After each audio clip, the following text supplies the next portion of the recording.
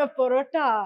ஆமாமா. பரோட்டா தெரியல. இல்ல, இல்ல. ஆனா நீங்க வந்து அந்த ஆனா பரோட்டா இப்படி பரோட்டா 2 மாசம் என் ஆஃபீஸ்ல வந்து பக்கத்துல ஹோட்டல்ல இருந்து இது வர வச்சு, அந்த பரோட்டா செட்டப்ல கிச்சன்லாம் வர வச்சு ஆனா அவங்க அந்த கல்லெல்லாம் அங்கேயே இருந்ததுல்ல செட்ல.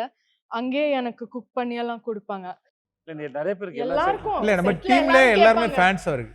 எனக்கு விதவிதமா ட்ரை பண்ணுவோம்.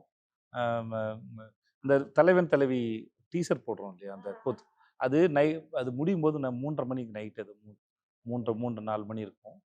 அது வந்து ரொம்ப ஒரு எடுத்துன்னு போது என்னன்னா, நான் 5, 6 கட் எடுக்கும்போது என்னன்னா, நெறைய ஒரு 15, 20 பரோட்டா போட்டுட்டு கொத்திக்கிட்டே இருக்கிறோம். சால்னா ஊத்துவோம். கொத்துறோம். ஏன்னா வேற வேற ஷாட் எடுக்கும்போது. அது கொழகொழன்னு பொங்கல் மாரி ஆயிடுச்சு. நல்லா இருந்தது. நம்ம இன்னும் நெறைய நேரம் இருக்குல்ல. அப்புறம் எதுக்கு கடை திறந்துட்டாங்க. நெய் டப்பா வாங்கிட்டு வாங்க. கொஞ்சம் முந்திரி வாங்கிட்டு வாங்கன்னு சொல்லிட்டு, நெய், முந்திரி, கொஞ்சம் மிளகு போட்டு எப்படிம்மா இருந்தது? பொங்கல் பண்ணாங்க அந்த பரோட்டா பரோட்டால. பொங்கல் வந்து பரோட்டா பொங்கல் ஆயிடுச்சு. பரோட்டா ரொம்ப ஆமா, நல்லா பரோட்டாவே பொங்கல் ஆயிடுச்சு.